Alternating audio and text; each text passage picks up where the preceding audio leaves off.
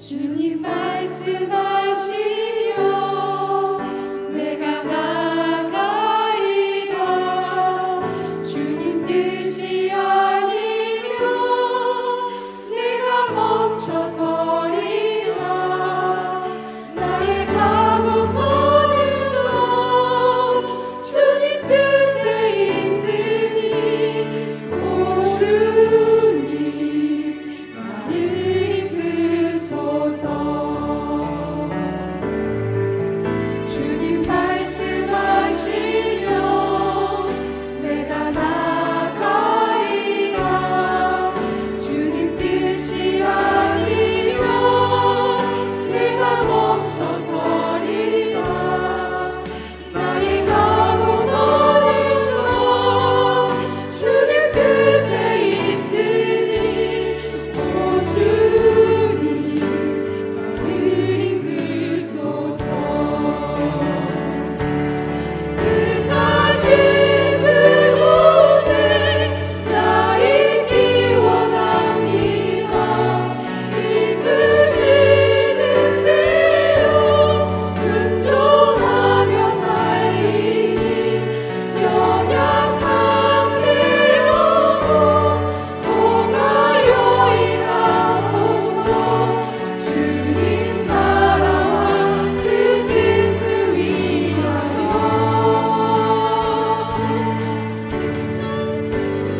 그곳에 나 있기 원합니다. 이끄시는 대로 순종하며 살리니 연약한 내 영혼 통하여 일하소서. 주님 나라와 그 뜻을 위하여 오 주님 나를 이끄소서. 주님 말씀하시려 내가 나가리라. 주님 뜻이 아니면 내가 멈춰서리라. 나의 가고서는 꼭 주님 뜻에 있으니 오 주님 나를 이끄소서. 뜻하신 그곳에 나 있기 원합니다. 이끄시는 대로 순종하며 살리니 연약한 내 영혼 통하여 일하소서. 주님 나라와 그 뜻을 위하여 뜻하신 그곳에 나 있기 원합니다. 이끄시는 대로 순종하며 살리니 연약한 내 영혼 통하여 일하소서. 주님 나라와 그 뜻을 위하여 오 주님 나를 이끄소서. 오 주님 나를 이끄소서.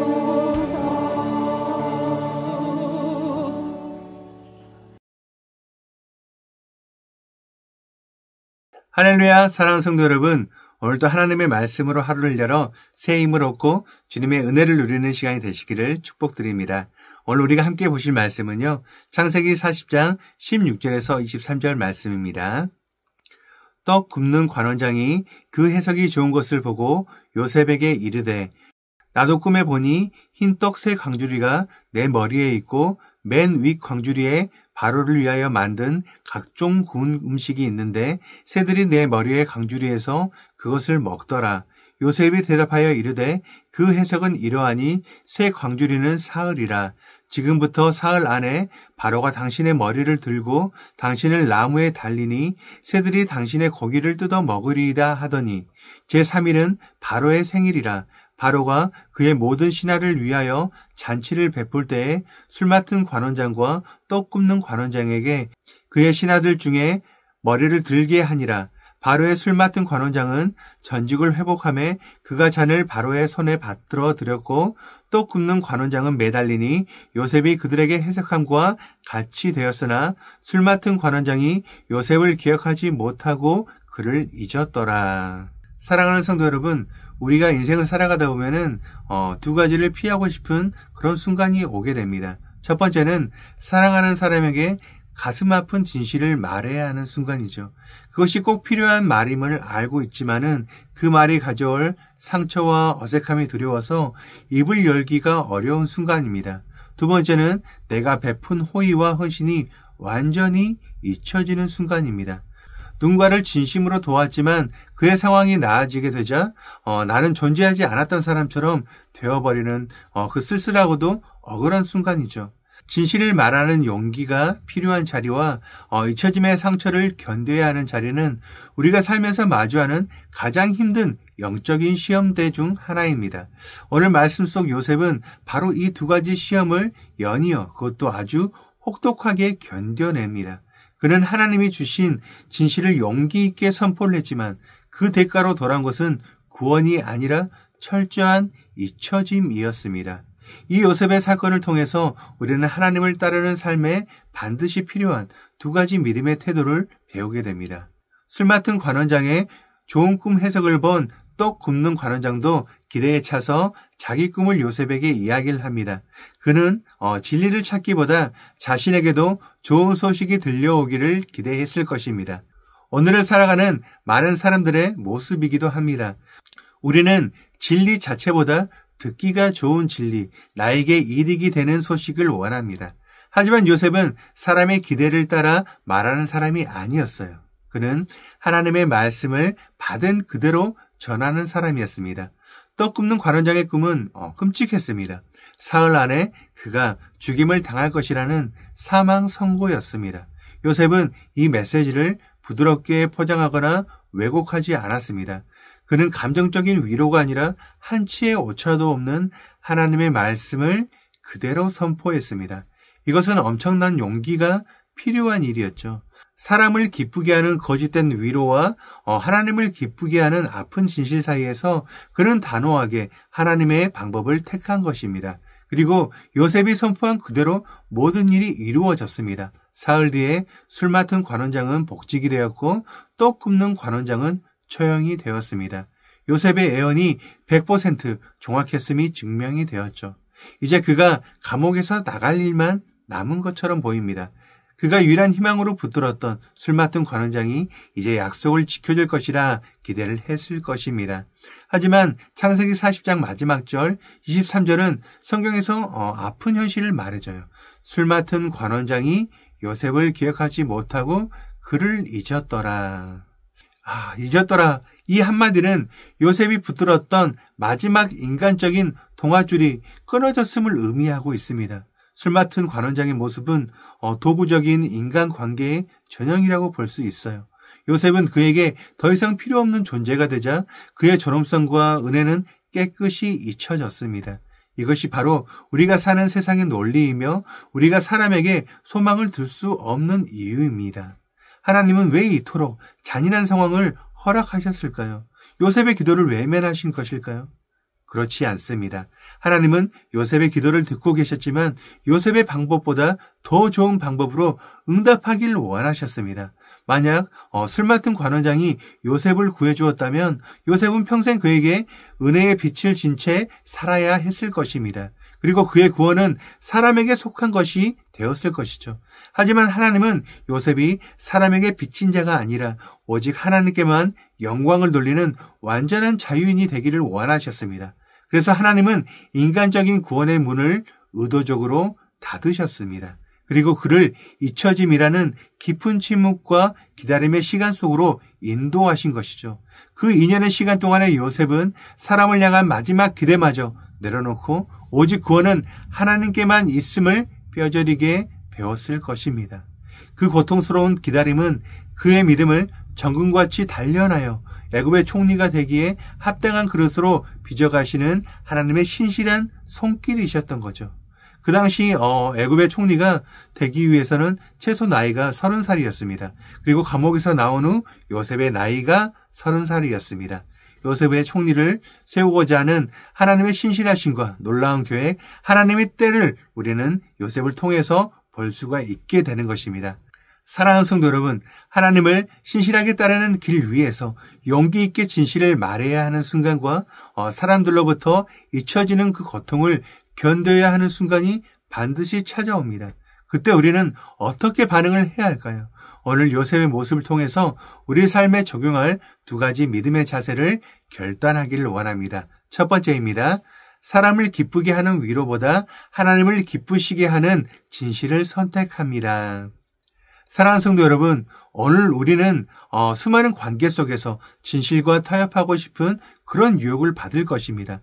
상대방의 기분을 상하지 않게 하기 위해서 혹은 좋은 관계를 유지하기 위해서 죄를 죄가 아니라고 말하고 잘못된 길로 가는 것을 묵인하고 싶은 그 유혹입니다. 그때 요셉을 기억하시길 바랍니다. 우리의 사명은 사람들의 귀를 즐겁게 하는 것이 아니라 하나님의 말씀을 신실하게 전하는 것입니다. 물론 지혜롭고 사랑이 담긴 방법으로 해야 하지만 진리의 본질을 결코 포기해서는 안 됩니다. 사람의 인정보다 하나님의 인정을 더 소중히 여기는 용기 있는 그리스도인이 되시길 바랍니다. 두 번째입니다. 사람의 잊어버림 속에서 하나님의 기억하심을 신뢰합니다. 혹시 지금 누군가에게 잊혀진 존재가 되어서 깊은 외로움과 억울함 속에 계십니까? 나의 헌신과 사랑이 아무런 보상이 없이 그냥 버려졌다. 그렇게 느껴지십니까? 기억하시길 바랍니다. 사람은 잊을지라도 하나님은 결코 잊지 않으십니다. 이사야서 49장 15절 말씀입니다. 여인이 어찌 그 젖먹는 자식을 잊겠으며 자기 태에서 난 아들을 긍휼히 여기지 않겠느냐. 그들은 혹시 잊을지라도 나는 너를 잊지 아니할 것이라. 하나님의 침묵은 거절이 아니며 하나님의 기다림은 더 좋은 것을 주시기 위한 연단의 과정이십니다. 사람을 향한 기대를 내려놓고 나를 사랑으로 새기신 하나님의 신실한 기억하심을 붙드시길 바랍니다. 가장 완벽한 때, 가장 완벽한 방법으로 하나님께서 구원하실 것입니다. 오늘 하루 진실을 말하는 용기와 잊혀짐을 견디는 믿음으로 승리를 하시는 우리 모두가 되기를 주님의 이름으로 축원드립니다. 우리 함께 기도하시겠습니다. 신실하신 하나님 아버지, 오늘도 저희를 말씀 앞에 세워주시고 저희가 걸어가야 할 믿음의 길이 어떠해야 하는지를 가르쳐 주시니 감사합니다. 저희는 연약하여 사람들의 시선을 의식하고 아픈 진실 앞에서 침묵하며 사람을 기쁘게 하는 거짓된 위로를 건넬 때가 있음을 고백합니다. 주님, 저희에게 요셉과 같은 용기를 주셔서 사랑 안에서 진리를 말하며 하나님을 기쁘게 하는 자녀들이 되게 하여 주시옵소서. 또한 저희가 겪는 잊혀짐의 그 아픔을 주님 앞에 내려놓습니다. 나의 수고와 헌신이 사람들에게 기억되지 않고 잊혀질 때 억울함과 외로움에 빠지는 것이 아니라 그럼에도 나를 결코 잊지 않으시는 하나님의 신실한 사랑을 더욱 굳게 붙들게 하여 주시옵소서. 사람을 향한 모든 기대를 내려놓고 오직 구원은 주님께만 있음을 신뢰하길 원합니다. 지금 이 기다림의 시간이 결코 헛되지 않으며 나를 정금같이 연단하시는 주님의 선하신 손길임을 믿음으로 받아들이게 하여 주시옵소서. 오늘 하루 진실을 말해야 하는 순간에 용기를 주시고 잊혀짐을 느끼는 순간에 주님의 기억하심을 붙들게 하여 주셔서 모든 상황 속에서 믿음으로 승리하는 복된 하루가 되게 하여 주시옵소서. 이 모든 것들을 우리와 늘 함께 하시는 예수 그리스도의 이름으로 기도드립니다. 아멘. 오늘 우리가 함께 기도할 도구기도 제목은 신생아 영아 유아 유치부를 위하여입니다. 첫 번째, 부서를 섬기는 이들을 위해서 섬기는 교육자와 간사, 부장과 교사들이 천하보다 귀한 하나님의 자녀들을 맡았음을 믿음으로 고백하며 최선을 다해 주의 교훈과 훈계로 잘 양육하도록 기도하시기 바랍니다. 두 번째, 부서 아이들을 위하여 아이들이 예수 그리스도의 모습을 닮아가며 지혜가 충만하고 하나님의 은혜 가운데 잘 세워지도록 하나님께서 성령을 통해 각각의 아이들을 만지시고 기름 부어주셔서 하나님의 형상을 따라 신앙 인격이 잘 형성될 수 있도록 기도하시기 바랍니다. 이어서 육신의 질병으로 고통받고 있는 교회 식구들, 경제적 어려움을 겪는 식구들, 타지와 타국에 있는 식구들, 우리 교회 다음 세대를 위해서 기도하시기 바랍니다. 또한 나라와 민족을 위해서, 한국교회와 세계선교를 위해서 기도하시기 바랍니다. 끝으로 오늘도 주님과 깊이 교제하시는 하루가 되길 소망하며 각자의 기도 제목을 놓고 기도하시겠습니다.